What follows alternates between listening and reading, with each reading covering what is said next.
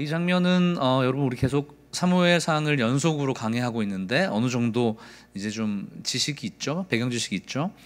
엘리의 집안은 그 엘리 제사장뿐만 아니라 그 두 아들 홈니와 비느하스가 하나님의 제사를 멸시하고 그로 인해서 이제 하나님으로부터 징계를 받는 장면이 오늘 본문에 해당합니다. 그런데 우리가 오늘 이렇게 27절에 7절 열자마자 등장하는 인물이 저의 이목을 집중시키는 인물이에요. 그럼 누구죠? 27절 처음에 누가 등장하죠? 하나님의 사람이 등장합니다. 이 사람은 정확하게 이름이 누구인지, 어떤 출신 성분이 있는지, 어떤 사람인지에 대한 배경이 전혀 없는 인물이에요. 근데 왜 이 사람이 지금 등장했을까요? 이 사람이 등장한 이유는 이 사람이 한 말에 속해 있습니다. 여러분, 이 하나님의 사람이 와서 엘리 제사장에게 무엇이라고 이야기합니까? 한마디로 말해서 너희 집안이 멸족당할 것이다 라는 것을 하나님의 말씀이라고 선포하는 장면이에요. 이 하나님의 사람이라는 이 문구, 특정한 이 문구는 구약 성경에 70회를 사용되어 있습니다.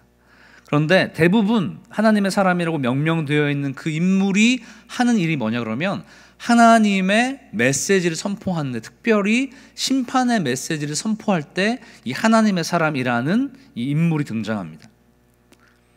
하나님의 사람이 등장해서 그 사람을 통하여서 하나님의 메시지가 이스라엘의 공동체에게 아니면 어떠한 특정한 사람에게 선포되는 일이 이 하나님의 사람이라는 정체불명의 사람이 하는 일이에요. 그런데 되게 재미있는 게 뭐냐 그러면 이 하나님의 사람이라고 쓰여있는 이 문구가 우리가 알고 있는 모세에게 반복적으로 쓰이고 있습니다. 우리 하나 찾아볼까요? 신명기서 33장 1절 말씀인데요. 우리 성경을 같이 찾아서 보겠습니다. 신명기 33장 1절 말씀. 네. 신명기서 33장 1절 말씀 우리 같이 읽어보겠습니다. 시작. 하나님의 사람 모세가 죽기 전에 이스라엘 자손을 위하여 축복함이 이러하니라 이렇게 되죠.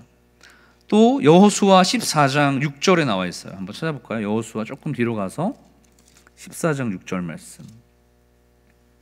여호수아 14장 6절 말씀.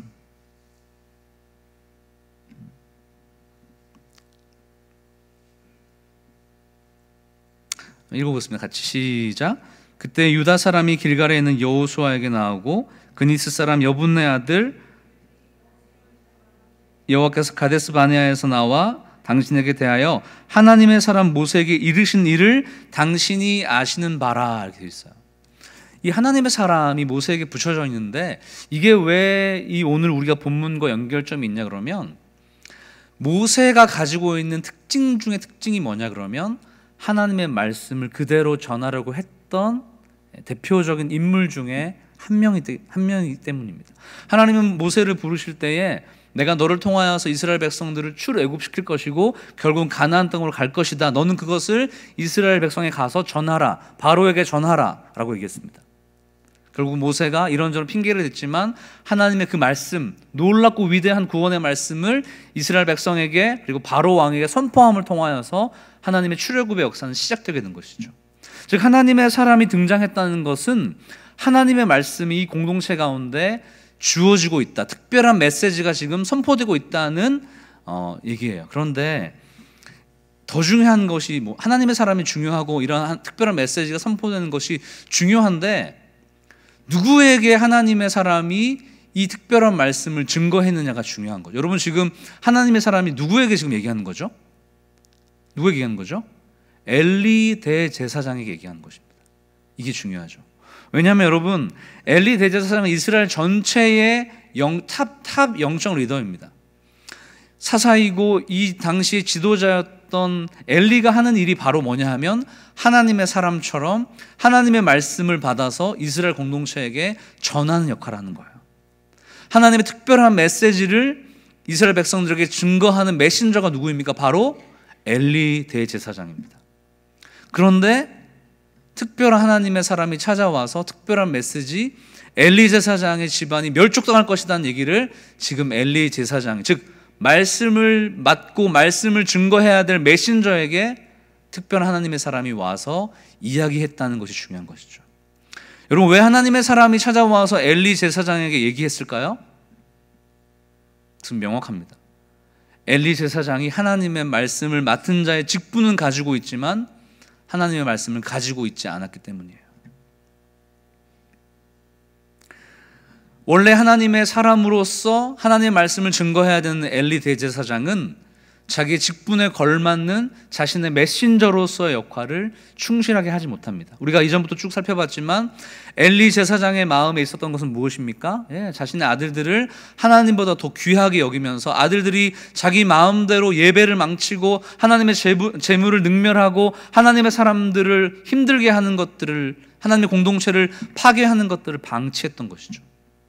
즉 엘리 제사장의 마음에는 하나님보다 자기 아들들이, 자기 가족들이, 자기 이익이, 자기 즐거움이, 자기 쾌락이 더욱 우선했기 때문에 결국은 하나님의 말씀을 담을 그릇 자체가 없었던 것입니다. 하나님 계속적으로 엘리 제사장에게 말씀하셨겠죠.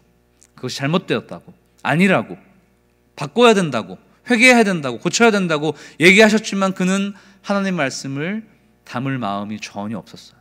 결국은 하나님 참고 기다리다 결국 하나님의 사람이라는 특별한 메신저를 보내서 엘리 제사장, 즉 말씀 맡은 자에게 하나님의 말씀을 증거하고 선포하는 장면, 아이러니한 장면이 등장한 것입니다.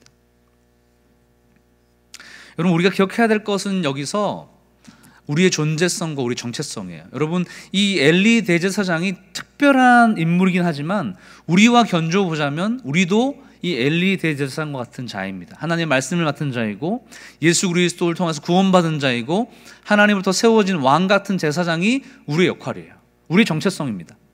그런데 중요한 것은 우리도 엘리 대제사장처럼 하나님의 말씀을 가지고 있지 않다면, 하나님이 계속적으로 우리에게 말씀하시고 우리에게 역사하시고 우리의 삶을 새롭게 하시고 우리를 통해서 세상이 하나님의 말씀 듣기 원하고 빛을 보기 원하는데 우리가 그 역할과 그 정체성을 가지지 않는다면, 즉 하나님의 말씀을 가지지 않는 자라면 우리는 언제든지 대체되거나 심판받거나 징계받을 수 있다는 것입니다.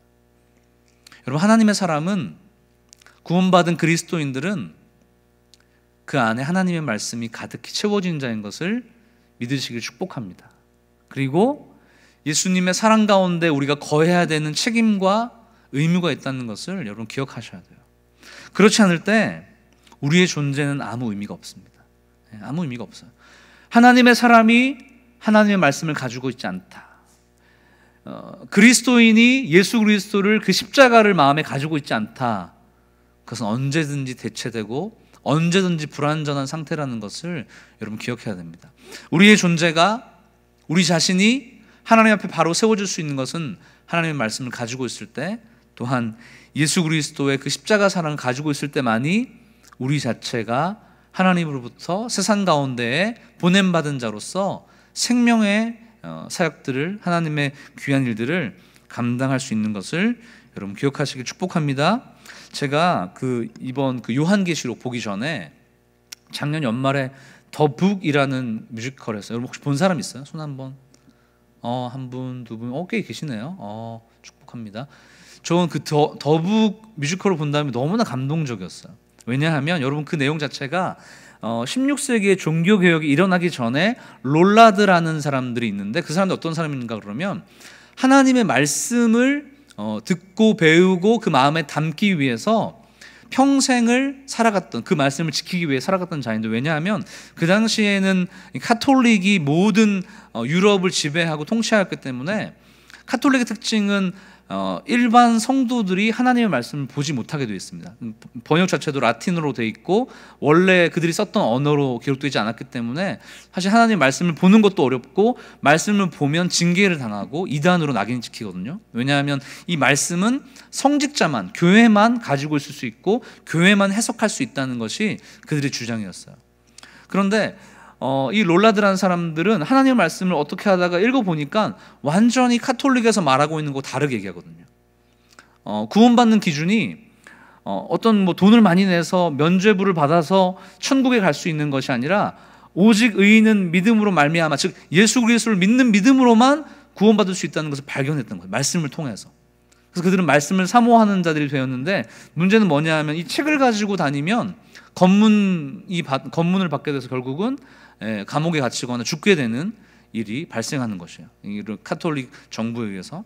그래서 이들이 어떻게 했냐 그러면 그 이제 뮤지컬에서 나왔는데, 이 이제 여러 사람들이 모여가지고 한 책씩 외우는 것입니다.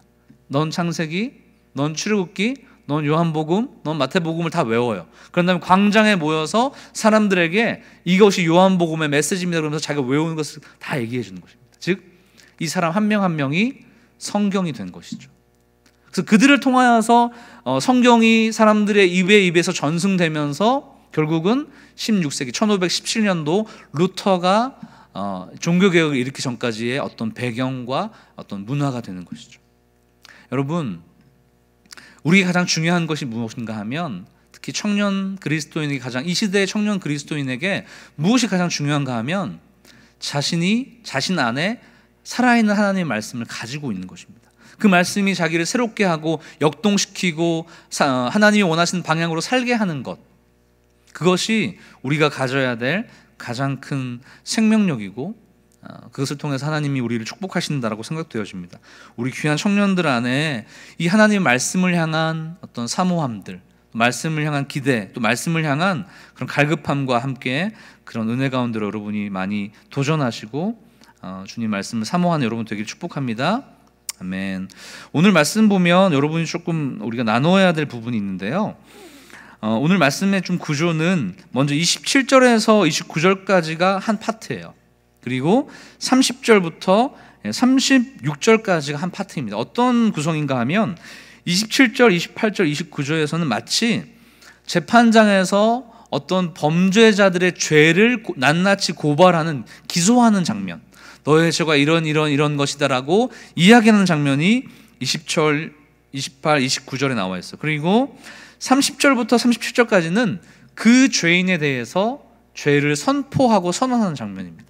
그래서 우리가 이 부분을 좀 나누어서 좀 볼까 합니다. 먼저 27절부터 29절까지의 말씀을 보면 이제 하나님이 엘리에게 얘기하는 거, 하나님의 사람을 통해서 얘기하시는데 뭐냐 하면, 내가 너에게 이런저런 것들을 해 주었는데, 즉 너의 조상들을 출애굽시켜 줬고, 그 다음에 출애굽시켜서 레위 지파를 세워서, 즉 제사장 지파를 세워서 너의 조상들과 이어져서 너가 결국은 제사장이 되는 특별한 임무를 맡았는데, 네가 어떻게 나한테 이렇게 할 수 있느냐라는 장면으로 계속 고발하는 것이에요. 우리 한번 27절 그 다음에 28절 말씀을 같이 읽어보겠습니다. 27절 28절 말씀 시작.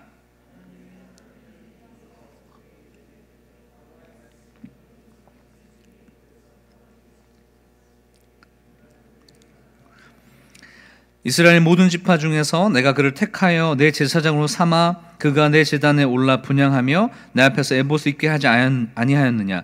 이스라엘 자손이 드리는 모든 화채를 내가 내 조상의 집에 주지 아니한. 우리 29절까지 시작. 너희는 어찌하여 내 제물과 예물을 밟으며 내 아들들을 나보다 더 중히 여겨 내 백성 이스라엘이 드리는 가장 좋은 것으로. 여러분, 이 27절, 28절, 29절 끝에 보면 뭐뭐 하지 아니하였느냐 이렇게 하는 장면 보여요? 마지막 문구가. 여러분, 여기에서 우리는 중요한 게 뭐냐면 하나님의 감정을 읽을 수 있어야 돼요. 내가 너에게 이렇게 해주었고 너를 사랑했고 너를 아꼈는데 어떻게 나에게 이럴 수 있느냐라는 하나님의 배신감과 질투 어린 마음과 이들을 엘리 제사장을 향한 하나님의 사랑의 마음이 사실 담겨 있는 것이에요. 징계의 측면도 있지만, 마치 여러분 그 연인들 사이에, 연인들 우리 좀 있죠? 연인들 사이에 내가 너에게 이렇게 잘해줬고 널 이렇게 사랑했는데 너 어떻게 나 이렇게 사랑하지 않을 수 있어? 라고 하는 장면이 이해가 잘 안 되나요, 여러분들? 이렇게 애인 관계 별로 없어서?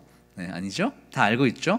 옛 기억을, 지금 없는 분들은 옛 기억을 한번 더듬어 보세요. 속상했던 그 시간들. 그렇죠? 애인 사이에서 내가 정말 이 친구를 위해 정말 많은 것을 해주었고 마음을 담아서 정말 사랑했는데 그 사람이 몰라주는 거예요.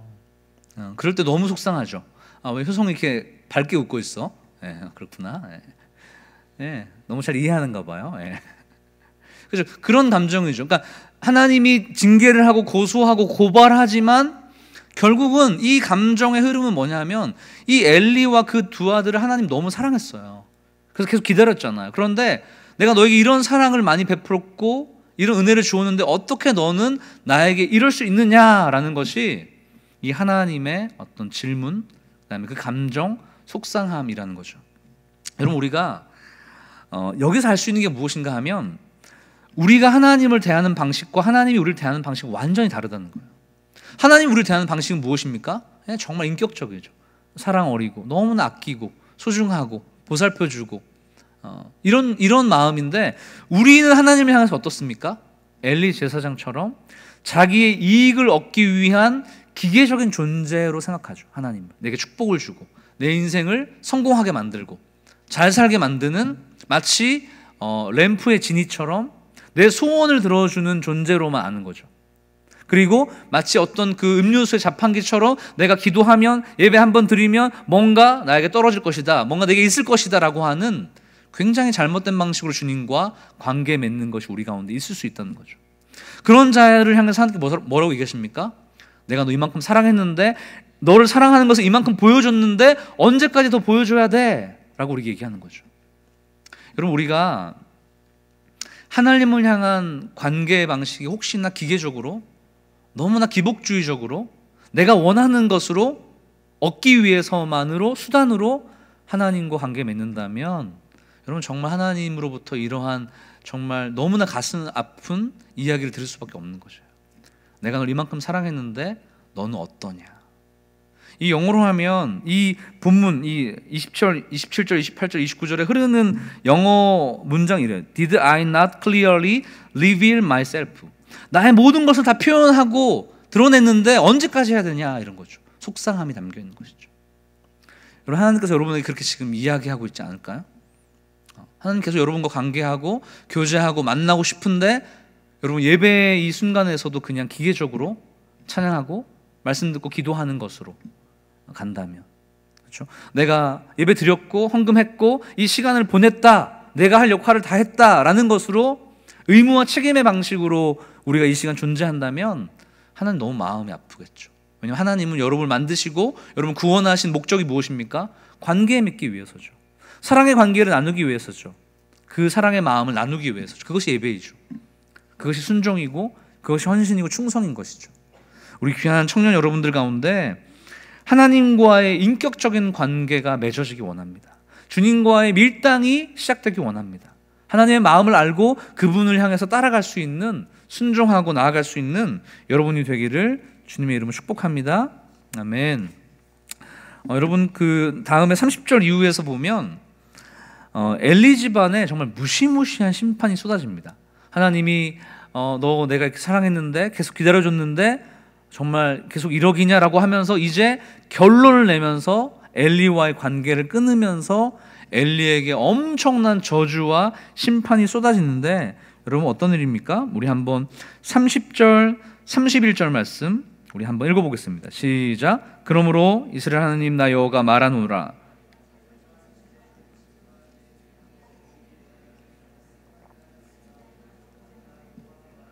결단코 그렇게 하지 아니하리라. 나를 존중히 여기는 자를 내가 존중히 여기고 나를 멸시하는 자를 내가 경멸하리라. 보라, 내가 내 팔과 내 조상의 지파를 끊어 내 집에 노인이 하나도 없게 하는 날이 이를지라. 이렇게 돼 있어요. 이후에 보면 더 사실은 잔인한 그런 표현들이 쓰여 있습니다. 쉽게 말해서 지금까지 기다려줬는데 너 나의 말에 순종하지 않고 내 말대로 따르지 않고 결국은 나를 존중하고 사랑하지 않았지. 결국은 너의 집에 팔이 끊어지라.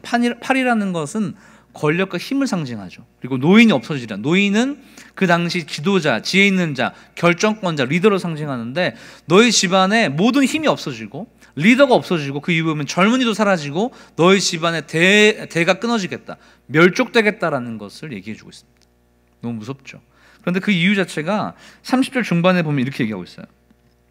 이제 나 여호와가 말하노니 결단코 그렇게 하지 아니하리라. 나를 존중히 여기는 자를 내가 존중히 여기고 나를 멸시하는 자를 내가 경멸하리라. 이렇게 했어요. 즉 엘리는 하나님을 향한 존중이 전혀 없었던 것이죠. 그런데 이 존중과 경멸이라는 이 단어가 조금 원어적으로 보자면 조금 의미가 달라요. 원어적으로 보면 이 존중이라고 하는 단어는 카바드라고 하는 단어인데 뭐냐면 무겁다라는 뜻이에요. 무겁다라는 뜻이에요.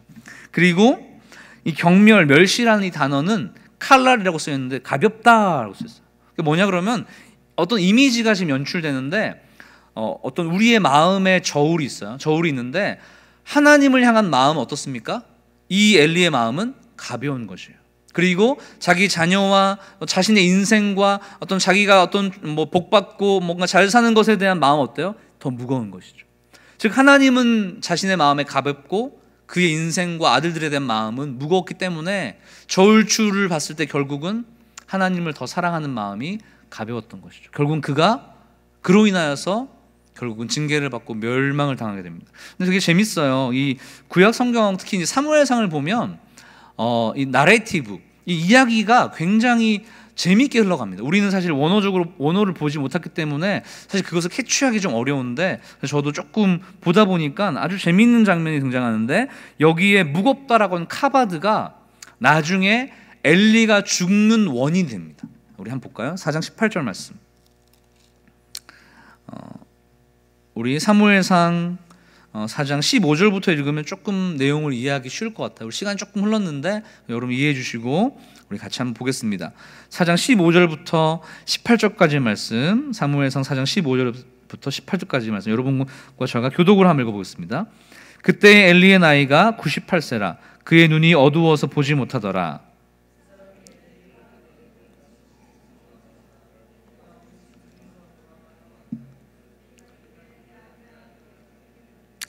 소식을 전하는 자가 대답하여 이르되 이스라엘이 블레셋 사람들 앞에서 도망하였고 백성 중에는 큰 사륙이 있었고 당신의 두 아들 홈니와 비느하스도 죽임을 당하였고 하나님의 궤는 빼앗겼나이다.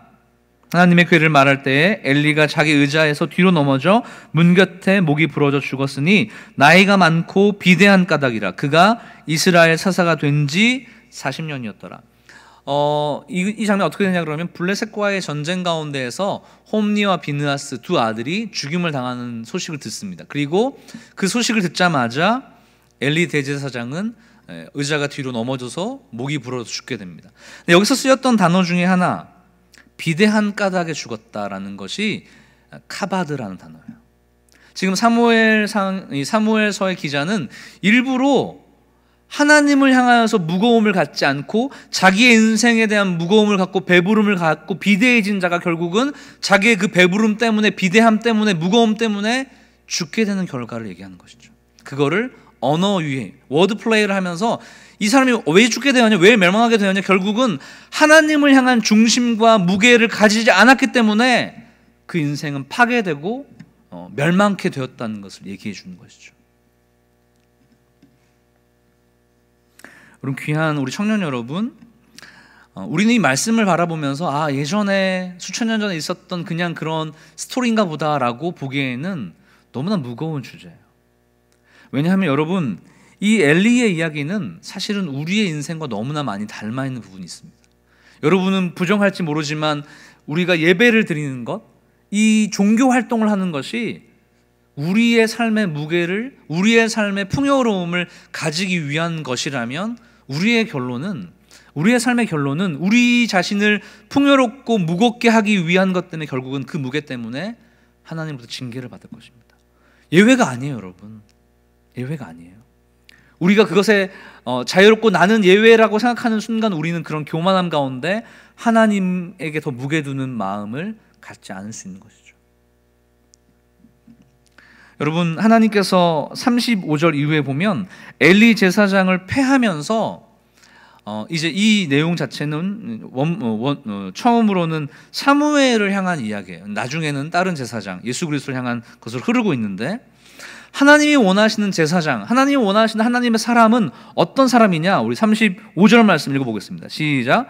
내가 나를 위하여 충실한 제사장을 일으키리니 그 사람은 내 마음 내 뜻대로 행할 것이라. 내가 그를 위하여 견고한 집을 세우리니 그가 나의 기름 부음을 받은 자 앞에서 영구히 행하리라.